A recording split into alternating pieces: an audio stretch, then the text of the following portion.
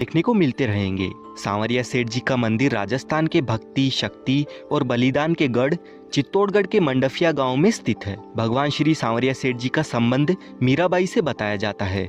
कहानियों के अनुसार सांवरिया सेठ मीराबाई के वही गिरधर गोपाल है जिनकी वह पूजा किया करती थी। मीराबाई संत महात्माओं की जमात में मूर्तियों के साथ घूमती फिरती रहती थी। ऐसी ही एक दयाराम नामक संत की जमात थी जिनके पास मूर्तियां थी। एक बार जब औरंगजेब की मुगल सेना मंदिरों को तोड़ रही थी और मेवाड़ राज्य में पहुंचने पर मुगल सैनिकों को मूर्तियों के बारे में पता चला, तब संत दयाराम जी ने मूर्तियों को खुले मैदान में एक वट वृक्ष के नीचे गड्ढा खोदकर पधरा दिया और फिर समय बीतने के साथ ही संत दयाराम जी का स्वर्गवास हो गया। और कई सालों बाद सन 1840 में मंडफिया गांव के निवासी भोलाराम गुज्जर नाम के ग्वाले को सपना आया कि बादसोड़ा बांगुड़ के मैदान में 4 मूर्तियां जमीन में दबी हुई है। जब उस जगह पर खुदाई की गई तो भोलाराम का सपना सही साबित हुआ और वहां से एक जैसी 4 मूर्तियां प्रकट हुई। सभी मूर्तियां बहुत ही मनोहारी थी।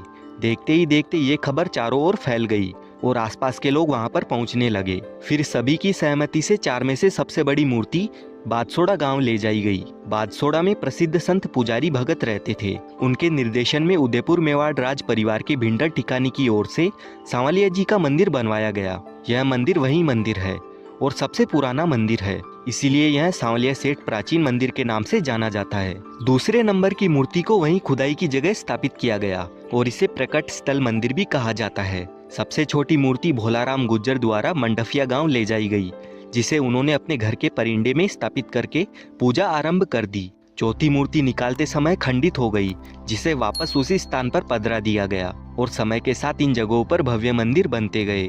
उन्हीं में से ये सांवरिया सेठ का मुख्य मंदिर माना जाता है। सांवलिया सेठ के बारे में यह भी मान्यता है कि नानी बाई का मायरा भरने के लिए खुद श्री कृष्ण जी ने सांवरिया सेठ का रूप धारण किया था। इसीलिए व्यापार जगत में उनकी लोकप्रियता इतनी है कि लोग अपने व्यापार को बढ़ाने के लिए उन्हें अपना बिजनेस पार्टनर बनाते हैं। सांवरिया सेठ जी के दर्शन करने आने के लिए आपको सबसे पहले आ जाना है चित्तौड़गढ़।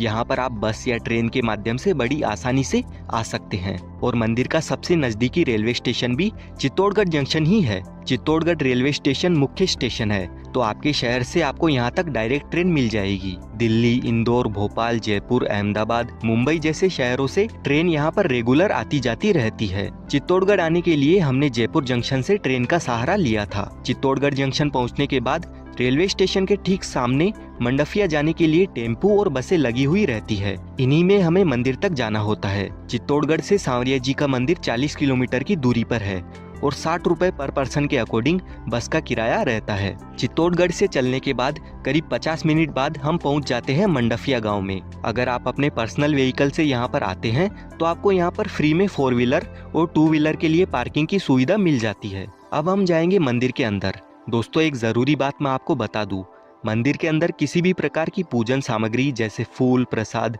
अगरबत्ती, नारियल जैसी पूजा सामग्री ले जाना बिल्कुल मना है। तो आप मंदिर में दर्शन करने के लिए खाली हाथ ही जाइए। मंदिर के इस वाले प्रवेश द्वार से एंट्री लेते ही आपको सांवरिया सेठ जी का भव्य और बहुत ही प्यारा मंदिर दिखने लग जाता है। मंदिर ट्रस्ट की ओर से यहाँ पर आने वाले भक्तों के लिए काफी अच्छी सुविधाएं प्रदान की जाती है और मंदिर के खुलने और बंद होने की टाइमिंग सुबह 5:30 बजे से 12 बजे तक, फिर 2:30 बजे से रात के 11:30 बजे तक दर्शनों के लिए मंदिर खुला रहता है। हर महीने इस मंदिर में 10 लाख लोग आते हैं, तो काफी ज्यादा भीड़ होने की वजह से हमें आधे से 1 घंटे तक लाइन में लगकर